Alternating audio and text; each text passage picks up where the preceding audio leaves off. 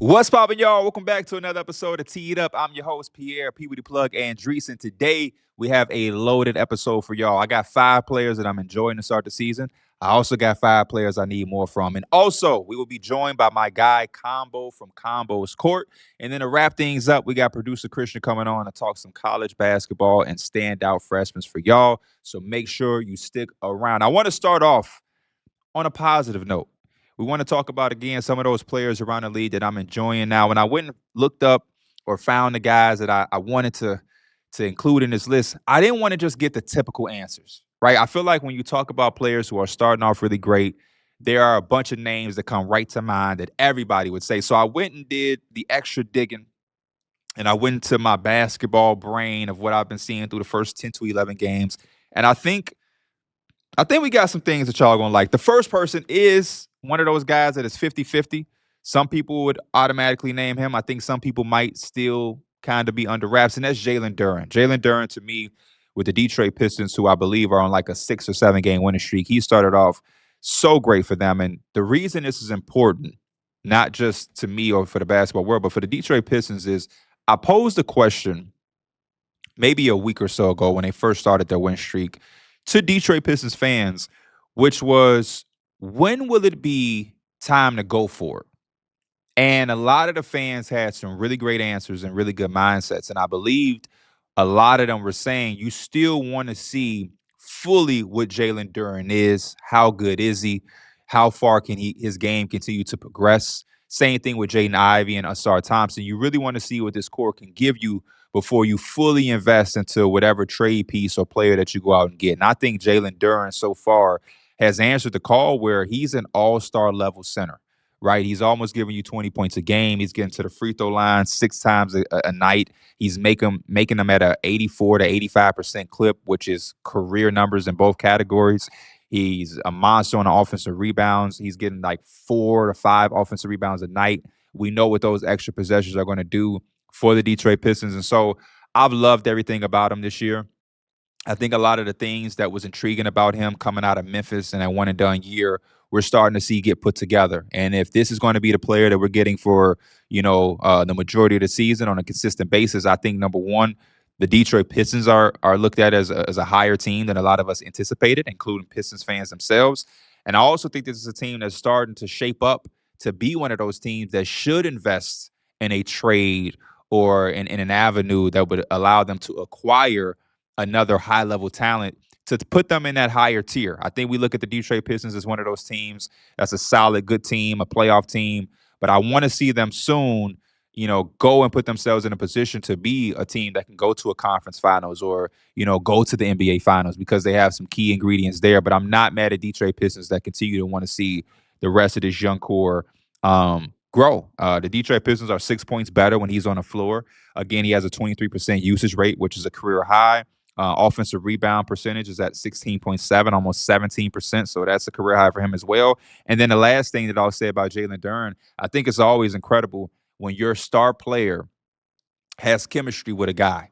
And Jalen Duren and Cade Cunningham and their pick and roll chemistry is arguably the best in the league right now. So you want to invest in that. If he makes your best player look even better and complements his game, that's a no-brainer. Jalen Duren, potentially first-time All-Star here in Detroit. So shout out to Jalen Duren and the Pistons. My next guy is a guy that had a really great performance the other night, and my Twitter mentions exploded because I have been talking about this guy all offseason long.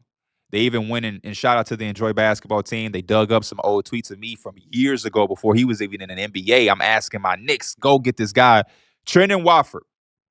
It is always so refreshing and fulfilling when you find a guy who, is kind of a niche player, not somebody that's on too many people's radars, and you're talking and preaching and praising his game, and he goes out and has a performance like that for a new fan base who was listening to the hype that I was giving them. And yeah, the Trendon Watford triple-double for the 76ers in those incredible black uniforms was must-see TV. And it was a great performance and introduction to Philadelphia to get a glimpse of what he is going to be and provide for their team. Now, is Trendon Watford a walking triple-double? Statistically, no. But what it is he's a stat sheet stuffer. So I don't know if he's going to get 10, 10, 10 every single night, right? Like Joel Embiid talking about they missing the triple doubles. It was reminiscent of Ben Simmons.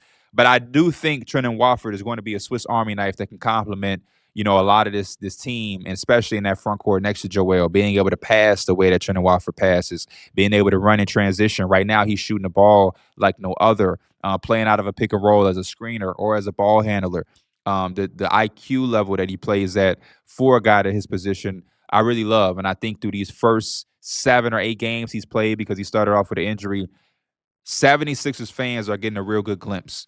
And when this team gets to full strength and get fully healthy, and you add Paul George back into the mix, you add a Joel Embiid who's not on a minutes restriction, Kelly Oubre with the way he's playing, Quentin Grimes, VJ Edgecombe, Tyrese Maxey, they're going to have a lot of weapons and options to play with. And I think Nick Nurse as a coach thrives when he has a lot of depth and he has a lot of variety. And so I'm interested to see this team, get healthy. And I'm liking what we've been able to see and what they've been able to accomplish while they're trying to figure out the health situation. So I love this addition for Trendon Watford. He's giving you 4.5 assists a night, which is a career high, almost 2 offensive rebounds a game.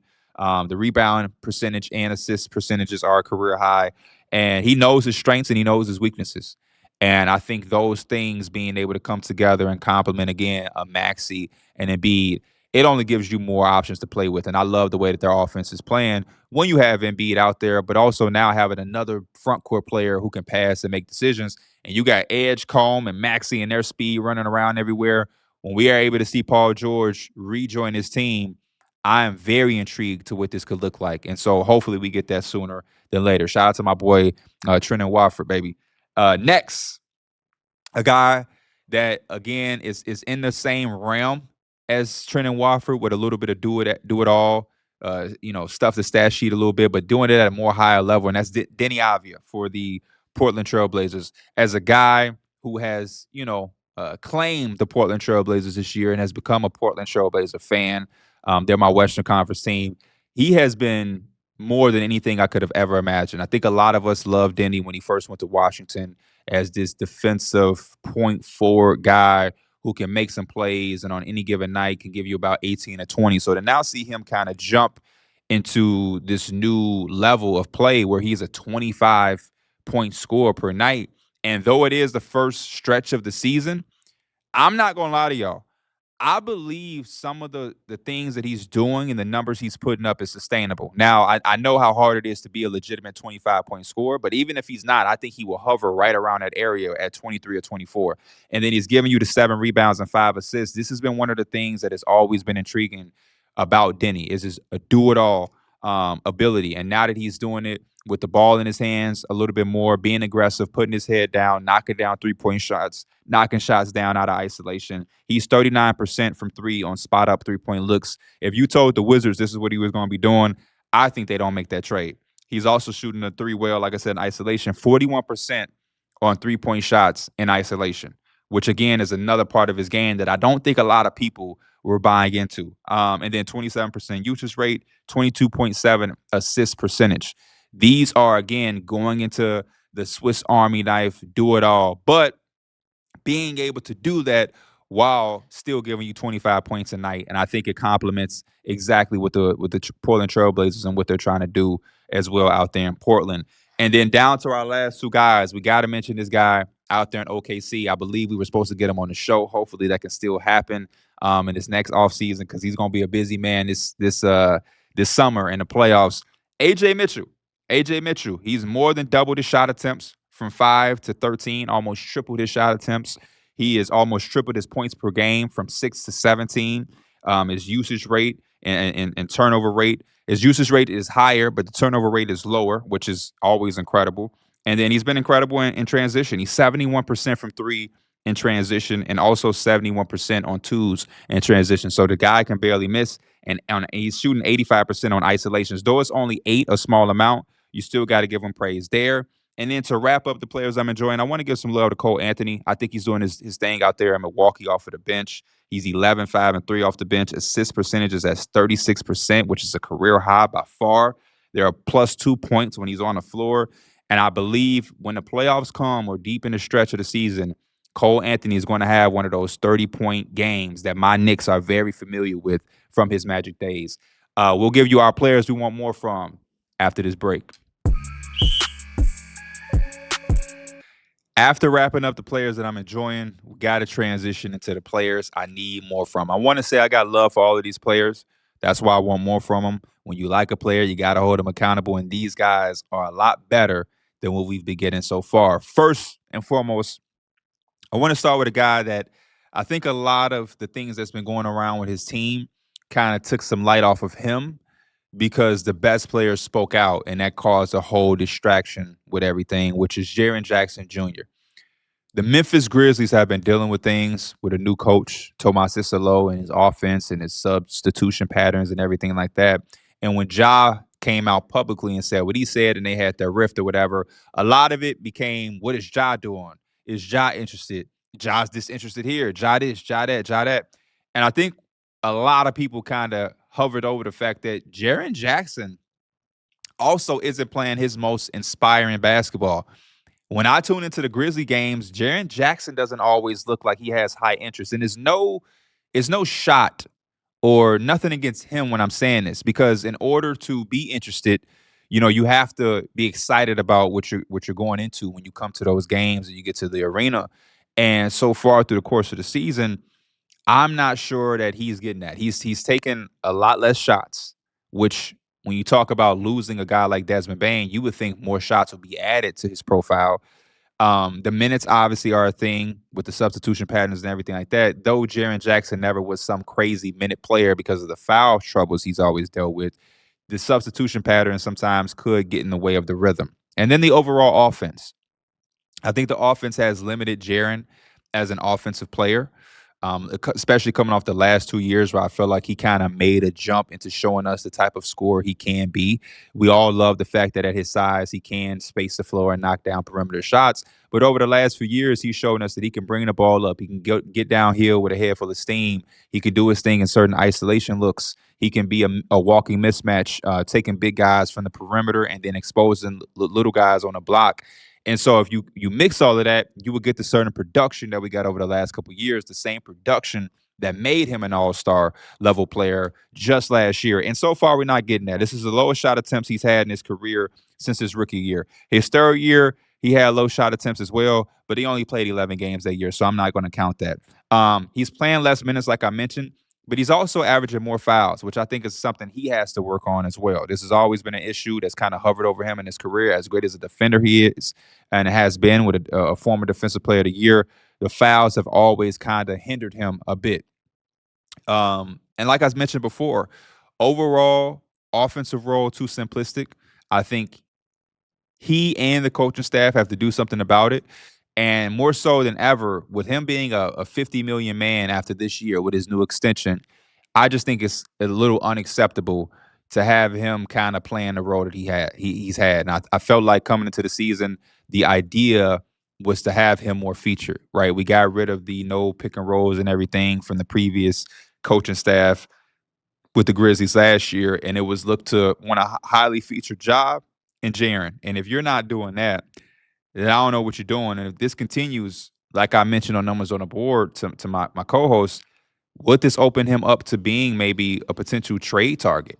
And I know a bunch of teams around the league that could use a Jaren Jackson. I kind of like the idea of him out there in Detroit in a front court with a guy like Jalen Duren, who loves to do some of the things that, Jaren isn't the best at. And I think Jaren, opposite of Duren, does some of the things he doesn't do. So we'll keep our eye on that. But yeah, Jaren Jackson has to at the least get more shot attempts. Transitioning to our next guy on the list is a guy that played with Jaren Jackson last year and who had a couple nights ago an incredible game-winning three-point shot, and that's Desmond Bane. And it's kind of the same theme for Desmond Bane, even though he's on a new team as Jaren Jackson, where he's having the lowest shot attempts of his career.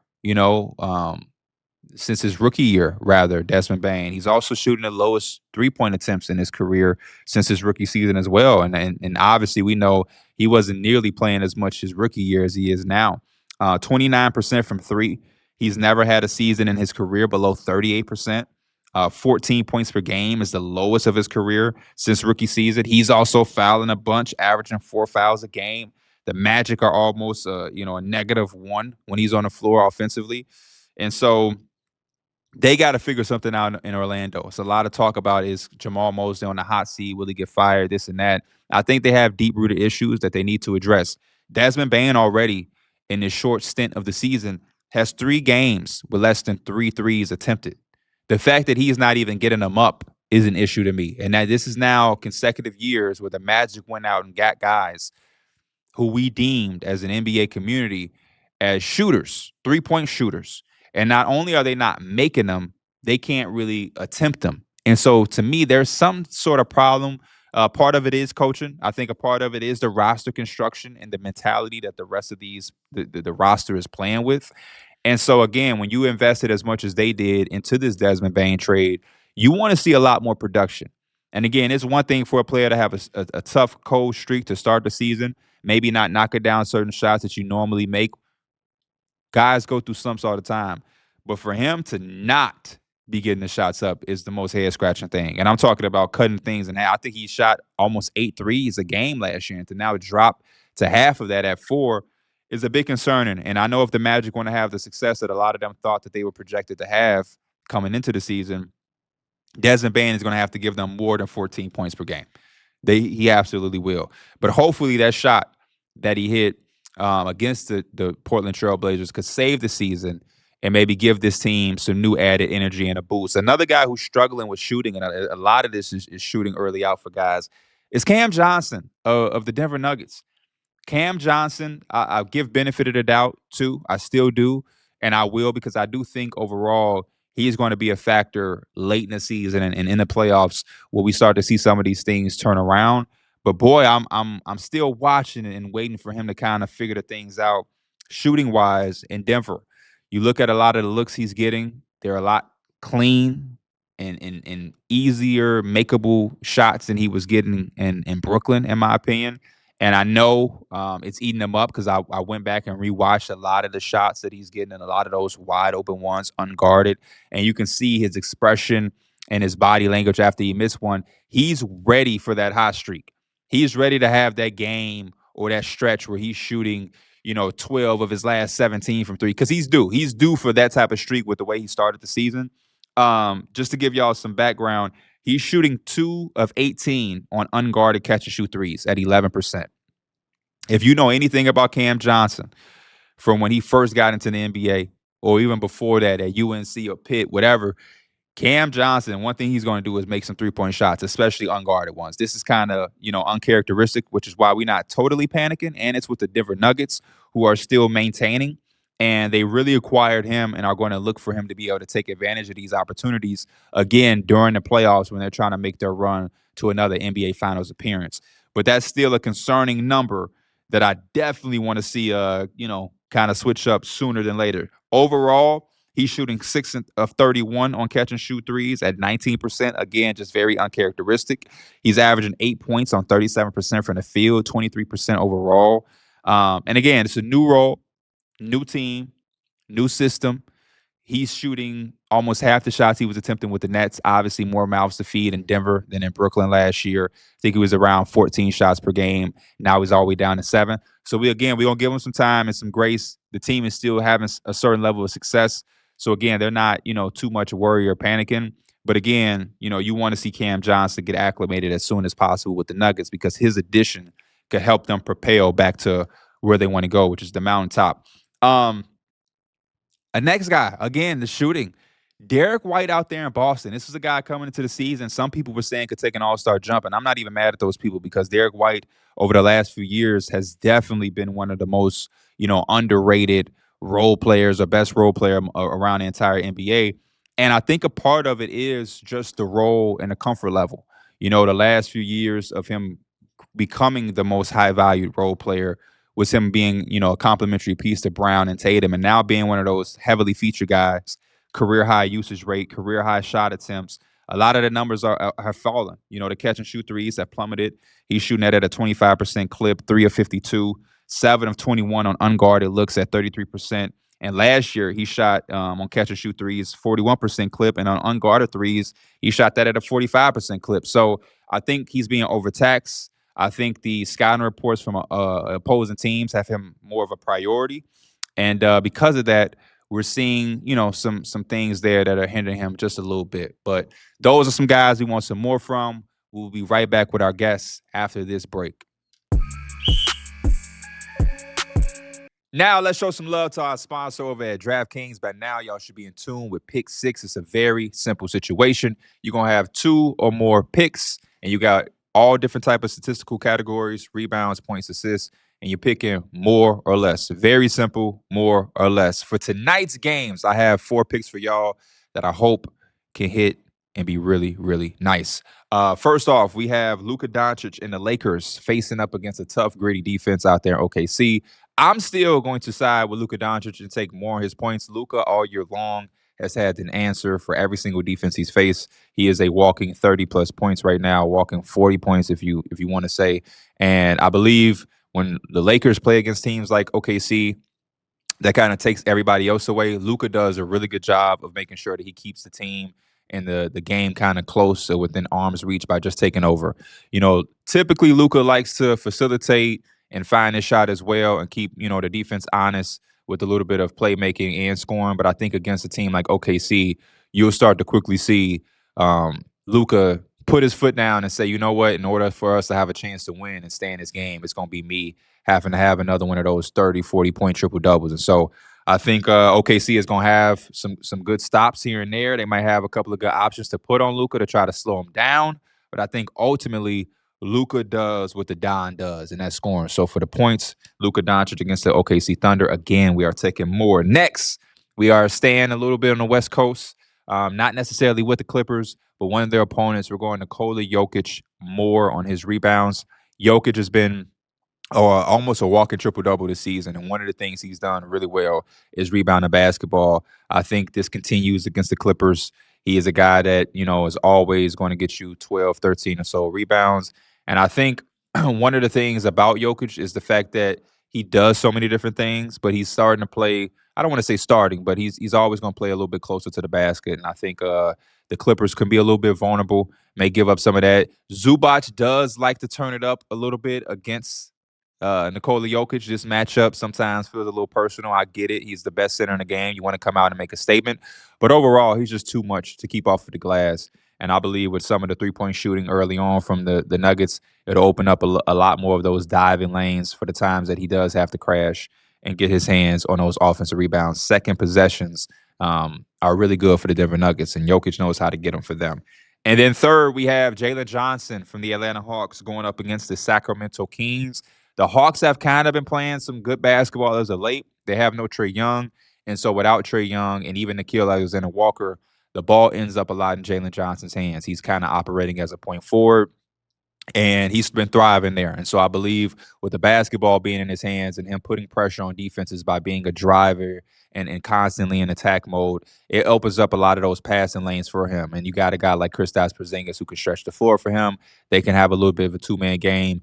He loves being able to drive, getting in the air, and last minute making a decision with the basketball. And with Luke Kennard, even double low in that dunker spot, I think, with the ability even of Dyson Daniels cutting, this should be relatively one of the easier ones for tonight's game. So Jalen Johnson against the Sacramento Kings defense that isn't the greatest, right? This isn't a great Sacramento Kings team. I could see this game getting up and down a bit, and I could see the Hawks, based off how they played in the last few games, especially that game against the Lakers, getting out in transition, and Jalen Johnson being able to really get a lot of those looks up and down in transition. And then last but not least, Deni Avdija, points, rebounds, assists versus the Pelicans. He's been a do-it-all threat all year long. He's even a guy that can get majority of this with just the points. The way he's scoring the basketball, he's been a 25-point scorer each and every night. And then you add in the playmaking ability that he has. His playmaking percentage is going up as well with his usage. And then also rebounding. This is one of those teams, kind of like Atlanta, who can get up and down. They cause a lot of havoc with their length and their steals. And so when they get those turnovers forced from the Pelicans, a team that will turn the ball over, I can see the Blazers getting up and down and Deni being able to contribute with points, rebounds, and assists with those stops and with getting up and down. So those are our picks. Make sure you lock it in. For those of you who haven't checked out DraftKings Pick6 yet, there's an exclusive offer waiting for you. Right now, new DraftKings customers can play 5 and get $50 in bonus picks. All you have to do is download the Pick6 app and use promo code ENJOY when you sign up. Pick6 is available in most states, including Texas, California, and Missouri. So don't be afraid to get in on action. Ride the upside with Pick6. Now joining us on Tee It Up, my good friend, my brother, my NYC brother. We got Combo from Combo's Court. Combo, how you feeling, man? All is well, bro. Started on IG Live, and now we're here. Hey, we've come so far. Look at us. Look at us. Always a pleasure to have you. Never shy with your basketball takes and opinions. And that's where I want to start. We are now 10 to 11 games in, and I want to pick your brain. What are some of the things that have stood out to you? I want to get those bold opinions or things that you're seeing, not necessarily the gradual things. What new hot takes or bold opinions do you have with the start of the season? Well, Cade Cunningham being an MVP used to be a bold take, and we talked about that on your show a few months ago. But now I think I'm listening to everything, I'm hearing everything, and now people actually have Cade as an MVP candidate, so it's not so bold anymore. And I know you on your show, you talked about how you think he's going to be an MVP. How are you feeling about his season? And what are you exactly seeing about his progression? Because I have some thoughts on it too. Well, yeah. On my show, I said Cade will win an MVP in his career relatively soon. I don't think it's going to be this year. As much as I love the way him and Detroit are playing, it's just some steep competition this year. And it has nothing to do with Cade Cunningham. I think people already have certain narratives drawn up, and sometimes when a narrative train is going, it is very hard to leapfrog certain guys. I think you look at what Shea is doing with the Thunder coming off of a championship, not having J-Dub. That's going to hold a lot of staying power in the voters' mind. I think you look at Giannis out there with a lineup full of guys that aren't necessarily the most known names. And then everybody has been so eager to crown Wemby as the best player. And with him playing at the level he's playing at, I don't think they're going to hesitate to crown him. And so with all of that going on, Cade does get lost as far as actually winning it. But being a candidate, he is 1,000% a candidate. He is 1,000 deserving to be a candidate and being in the conversation. But I still think we are probably, and it has nothing to do with him, maybe we're a move away from the Pistons to become a real contender from him being at the top of that leaderboard. As far as his progression, I think he's a lot less decisive. He understands who he is, and as far as his team, you know, Cade has always been a big guard and trying to facilitate while scoring and different things like that. I think last night was a clear indication that Cade understands I am going to facilitate, but everything starts and ends with me, especially as a scorer. The more aggressive I am, the more easier it is for everybody else to eat off of the plate.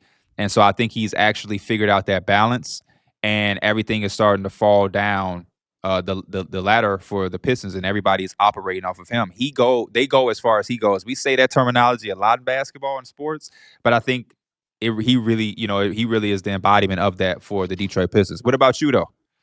I mean, my DMs have been crazy this morning, and they're still hating on Cade. I remember back in the days when Allen Iverson, people are still like, they're like, he missed the most shots ever. I'm like, remember when Allen Iverson and Kobe Bryant used to drop 40 and get the win? Nobody talked about efficiency, bro. I'm tired of it, P. I'm tired of it. Everybody's talking about how many shots he missed. How about the 46 and the win? That's what matters. Yeah, I'm a believer that, shot attempts have to go somewhere. And when you are the best player by that margin on your team, especially from a shot creation standpoint, I mean, Combo, if you're watching the game or if you're coaching that team, who else do you want to take those shots? Nobody. It's the same point you made with Iverson and Kobe. When Iverson was taking those shots, no disrespect, but I think I prefer him to take those shots than to give them to Eric Snow or Aaron McKee. You know what I mean? I'm not really into that conversation too much as far as shot attempts. Like, the best player is supposed to shoot the ball a bunch, and it got them a win, right? Yeah. I mean, look, and also they lost 3 of their best scorers. And they're even better this year. Like, that's why I was talking to you about last time we were on this show, is that I think he could do more with less than almost everybody else in the league. Obviously, Jokic, Wemby defensively is just different. But I think he drives winning even more than SGA. And I know SGA is a great scorer. He's more of the Kobe mold, but I always like guys of the Magic Johnson, LeBron mold, make everybody around him better. And he does just that, and he's proven that this year. What about those two head to head? Who? Do you think Cade Cunningham is a better player than Shea, or do you think Shea is a better player? Because I've seen a clip of you talking about, maybe with my guy Cone, actually. Yeah. Okay, so Cade, to me, is the better all-around basketball player, but SGA is the better scorer. I think Cade could do more with less than SGA. I think the real MVP of OKC is their organization and Sam Presti even more than SGA. I believe the real MVP of the Detroit Pistons is Cade. But one more thing, because SGA has always been SGA, and then they added Hartenstein. They added Caruso, and that's why they won a championship. And Chet's about to take another leap. I know he's doing it without Jalen Williams, but I just feel like Cade could do more with less. Yeah, I mean, I understand the sentiment of doing more with less. I think Shea is doing a lot with less right now. I mean, their offense looks absolutely terrible, as far as when they are complete or what we got accustomed to seeing. And so the fact that they're able to win the games that they won so far has been incredible. You even look at last year, they didn't have Chet or Ihart for a big portion of the season. They was running with Jalen Williams at the center. Lou Dort can't really shoot the ball at all right now. I think he's shooting 14% from three. And so teams are going into these matchups against OKC Thunder, especially coming off a championship year, with them marked on the calendar. And not only are they marked on the calendar, they're understanding that it ain't nothing out there offensively outside of Shea. Even with Chet, I mean, Chet is an incredible player who's taken extreme steps, but it's still not as consistent as I think it will be someday. He'll come in and give you a 25, 27-point game, and then the next day he'll give you 13 or 14, which isn't bad because we know what he can bring to the table defensively, and even the threat of him being able to knock down shots opens up a lot for a guy like Shea and some of the other guys. But I still think what Shea is doing is, you talk about the first couple of games of the season, double overtime, getting to his spots, clutch gene, making those mid-range shots with the game on the line. Shea is the real deal. And I think Shea hasn't always been Shea. I think we've seen him progress into this extra tier of just like unstoppable. I mean, the guy is a walking 30 points. He said in the Netflix series, 30 points for me is a bad game now. And I love me some Cade Cunningham. Don't get it wrong. But I do think that right now, Shea is playing at a different level, and I think that's okay. There's going to be a time in a day where we're having the same conversation with Cade, and there's going to be somebody a little younger than him who's hungry and is bursting on the scene, and we're still going to be like, hey, young fella hooping, but Cade is doing it at a different level. And I think it's a good conversation to have. I think it's also a great conversation to have about, like, what do you value? And right now it seems like you value the guys that are kind of carrying their team just a little bit more. And so with that being said, would that make Giannis your MVP favorite? Because I think even in comparison to the Pistons, Jalen Duren is playing at an all-star level right now. He's giving you 20 points and almost 12 rebounds, and, is efficient and on the offensive glass. And so the Pistons might have a 2 all-star type team versus the Bucks, where there is no second all-star out there. It's Giannis and like some good role player. 2 undrafted players are in their starting lineup, Ryan Rollins and AJ Green, now that, we're talking about them. So would he be your MVP pick as far as doing less with more? I got a bold take about Giannis. I think he's better now than he's ever been, but I think the organization has done him a disservice, and there's no way this team can win a title. And I think he'll eventually get frustrated. Everybody knows he's frustrated, but they just don't have enough. As a passer, like, he got so much better, and that's the toughest skill to get better at. So shouts to Giannis. He's the same athlete. He's a better passer. I like his bag in the mid-range better. But these teams are just better. And, like, I think Giannis is doing more with less than some players, but I don't think he's doing more with less than Cade Cunningham. I have a question for you, because we covered the draft. I know you have to take a break real soon. Chet or Paulo? Because I was actually debating this with somebody who works for an NBA team, and I always had Chet. How are you feeling about that now? Chet or who? Paulo. Oh, Paolo Banchero for me. Better? Yeah, Paolo Banchero for me. Yeah, for sure. And that's no shot at Chet. That's why they were 1 and 2 in the draft. I just value guys that can go get their own basket. You know what I mean? Okay. It's also tougher because, again, when you talk about less or more would apply to Paolo. He's actually carrying a franchise. he is the guy on any given night. And we've seen him in playoff series single-handedly keep them, up against a Cavalier type team. I remember, his first playoff series that went 7 games against a Cavalier team that was a lot better. So I would definitely go with Paolo in that conversation. I want to continue this conversation. We will do that right after this break. More from me and Combo. Back with my guy Combo. We're having a conversation less with more. To pick up what we last left, we talked about the MVP race and your phrase less with more, doing more with less. I'm sorry, my phrase is less with more. I love when teams kind of trade away all of the stars and keep one and have the role players. The less is more theory. You never liked star chasing, name chasing. You never liked that. So never was my thing. Yeah, never was a thing. And it's aged well. And it's aged well, by the way. But go ahead. Thank you. Yes. What would a guy like Giannis have to do more with less than Cade? Like, example, if Jalen Duren makes an All-Star, are you the type of voter or watcher or media member that would discredit him because he has a second All-Star now? Does that hurt his more with less if he has another All-Star now? No, because I believe Cade is the one making him better, even though he's naturally developing as a young player. I think he puts the basketball in all the right spots. I think Cade is a top 3 passer in the league, and I think he's making Jalen Duren look even better. So no, I don't think. What about if you look at the numbers? If Jalen Duren is career high, giving you 4.5 offensive rebounds, that's not a Cade Cunningham deprived stat or like dependent stat. He's at 6 free throws a game now at an 84% clip, which is not dependent on Cade Cunningham. And the Pistons are 6 points better when Jalen Duren is on the floor, and he has a usage rate at 23%, which is a career high. All of those are big factors into the season that he's having that some would argue isn't depending to Cade Cunningham. Now, Cade Cunningham does help him play better. I think they play off of each other well. I think the pick and roll game, his screening ability to allow Cade Cunningham to get to his spots, especially in that mid-range where I really love his game, and I know you do as well. And then, obviously, Cade Cunningham passing ability to be able to catch Duren on those lobs that he's able to feast on. They have a really good synergy there together. Yes. But I'm staying on the point of if we're talking about less with more or more with less, how is Giannis not your clear-cut number one is all I'm asking. I can understand Jokic. He's playing again with an all-star level guy like Jamal Murray right now. He's playing at all-star level.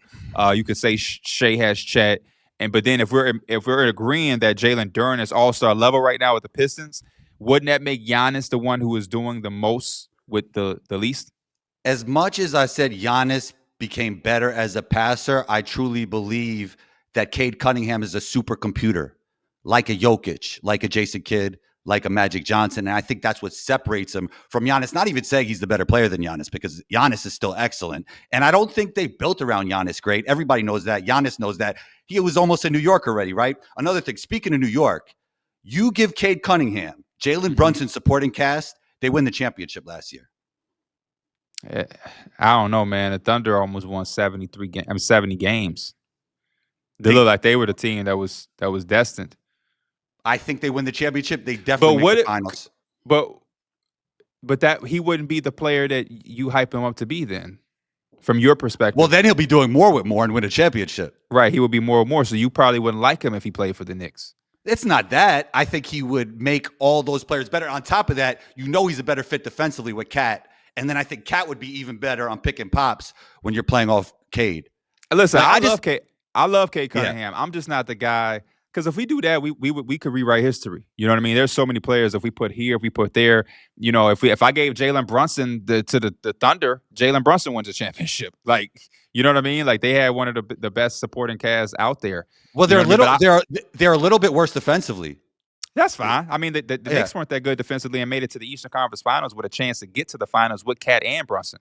So, and I don't think their defense was the reason that they didn't get there. I think the Pacers outplayed them in certain stretches. Now, the defense could have been better, right? If they wanted to win, they could have tidied up there.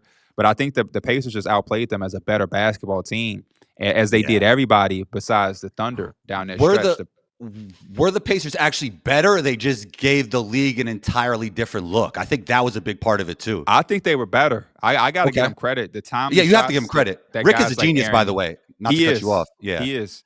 But the timely shots that Aaron Neesmith hit, and a lot of those games during the series, obviously the big shot that Tyrese Halliburton hit. I think some of those plays and possessions, like those plays that we're mentioning and talking about, I think it has nothing to do with coaching. I think it has nothing to do with system. I think it's just about being the better team. And at the end of the day, when you get that late into the playoffs, when we talk about conference finals, when we talking about 6-7 game series, it's going to be a lot of the coaching. And Game 5, the coaching and game plan is kind of wearing down. Yeah. Right? The system that you're playing with in Game 7, the other team is super familiar with. They just played it 6 times before this. It comes down to who is the better players and the better team that collectively wants it more and is going to execute and do the necessary things all the way down to the minute details to win. And as a Knicks fan who hated to see us lose, the Pacers did that more when the time was on the line. You know what I mean? We knew we was going to have deficiencies defensively with Cat and Jalen Brunson. It didn't stop us in the other series. It didn't stop us to get to the conference finals. And not only did we get to the conference finals, we beat a Celtics team that the year before looked like a team that was going to win a couple in a row. And so I at times, the Knicks defense could have definitely been better. It can still be better to this day. It's always going to be room to grow for any defense. But I don't like to use that excuse because we had more than enough opportunities to execute, even on the offensive end. The Pacers got a lot of timely stops on us. And that's why we brought in Mike Brown with his new offensive system to maybe not be so predictable and easy to defend. And we'll get Brunson moving off the ball a little bit. But yeah, that's why I stay away from those conversations because if you put LeBron on certain other teams, then his career looks different, versus the early stretch of the Cavs. Bro. It's a team sport, and I don't think that's taken enough into consideration when comparing individual players. I think that's the issue I have. It is a team sport, but it's a more individual sport than a lot of the other team sports. A guy can come to bat and hit a home run every time and still lose. The NBA, a guy can single-handedly, like almost Cade Cunningham the other night against the Washington Wizards, and kind of single-handedly win you a game. That's the beauty of basketball. It is a team sport. It is collectively, but you can't have one guy do a lot to get you to the finish line. Is there any other things around the league so far, 10, 11 games into, that you are eyeing or you want to speak on, whether it's a player being traded, a player not getting enough love, something interesting? Knuppel. I told you on the last show. Knuppel. Oh, my God. Knuppel. I'm just saying, guys are very big on the pronunciation. I'm just saying. Let's say Khan. I said he was going to be – yeah. I said who had the best chance to win Rookie of the Year, not named Cooper. We talked a little bit about that. Who did I say? Khan. You might have said Edgecombe. You might have said we got to look back. But, I mean, that was you did a great job evaluating his talent. But yeah, I think he's still a sleeper for that. I mean, Cooper had a great game last night, but I still think he's a sleeper for that because VJ came out really hot. He has a higher ceiling than Khan for sure. I think he has a higher ceiling, but I do think Khan's going to stay consistent over the course of this season. We have to see what Cooper does, but I still do think he's a sleeper for Rookie of the Year, and I love the way he plays basketball. I'm not mad at that at all. I think I told you in the conversation I wasn't too mad at it at the time either. I just felt like some of the other candidates were playing at a different level, and partly of that was LaMelo Ball was on the floor during that conversation. Now LaMelo Ball is off the court, and some of those things that people got intrigued with Knuppel at Duke is kind of similar then. When Cooper Flag had to miss some time, you're able to see Khan have the ball in his hands, play a little bit different of a role, and it was a bit intriguing. And so if he can continue to build on this, it's going to be really good for the Hornets. My question to you, if you were a decision maker for the Hornets, how much longer would you depend on the health of LaMelo and Brandon Miller before you fully commit to this new regime and new rookie class of Knuppel, Ryan Kalkbrenner, Sion James?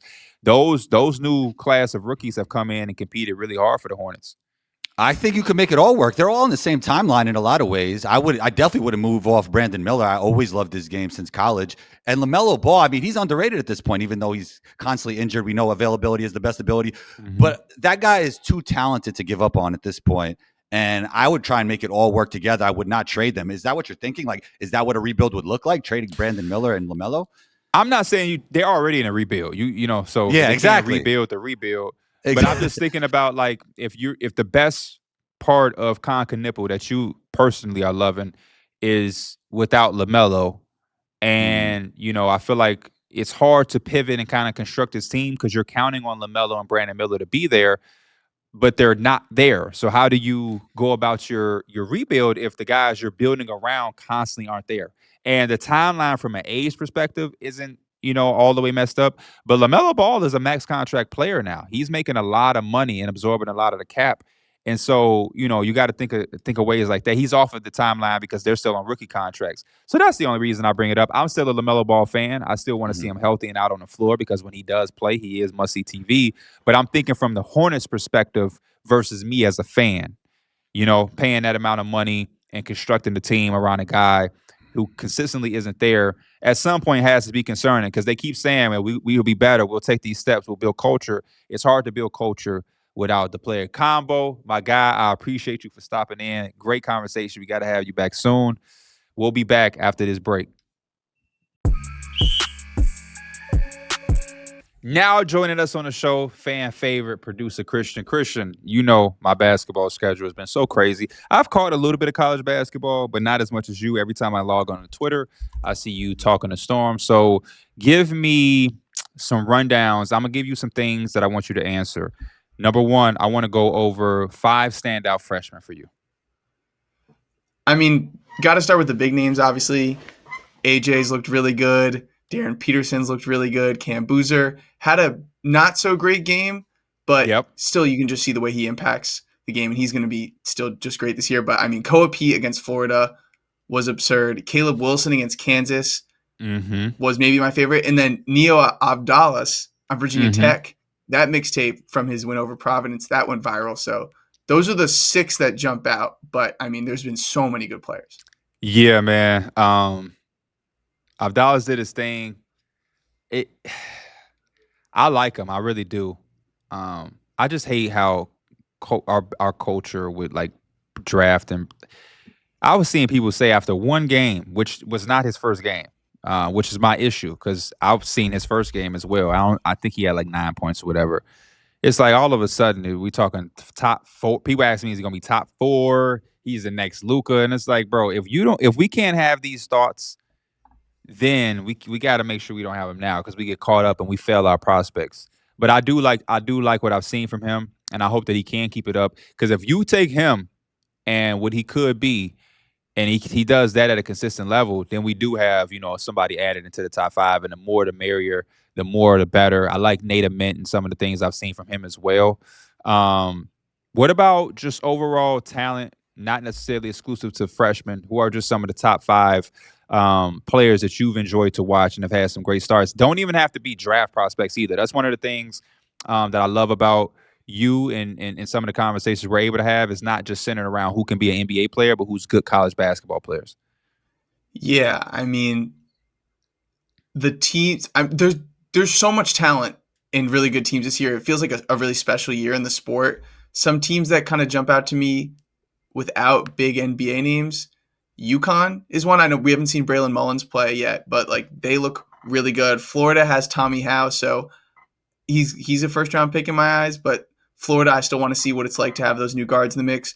Purdue, we haven't seen Trey Kaufman-Renn yet, but they're going to be elite, and they don't really have any NBA guys. Iowa State put belt to ass against Mississippi State yesterday. Don't sleep on what they can be. Like Louisville, Kentucky. Well, this is coming out Wednesday. Louisville, Kentucky tonight. I mean, you got Michael Brown. There's just so many good teams. Vanderbilt and Gonzaga are 2 teams that I love that aren't. There's some guys that could be NBA sleepers in those games for sure, but talk to me about Vandy too, because you've been on a Vandy run. So I haven't seen them at all yet this year. So enlighten me and the audience on exactly what to expect when we do tune into Vandy. They've scored 105 in both their first 2 games. The way they play offensively, just super fast paced, really high quality guard play. Defensively, they're not full court pressing you, but just really high ball pressure. They're trying to turn you over a ton. And they love to run. They've got shooting everywhere. Tyler Nickel is one of the best shooters in the country. He started at North Carolina by way of Virginia Tech, made his way to Vandy. Devin McLaughlin, they have a super versatile big man. They just got a lot of guys. And Mark Byington, I think, is one of the best coaches in the country. He just embraces analytics and gets the most out of his roster. So they're one of my favorite teams too. I'm going to definitely have to tune in to Vandy. Christian, as always, we appreciate the fill-in. Catch Christian on here more and more with college basketball talk as the season progresses. This is another episode of Tee It Up. We out. Peace.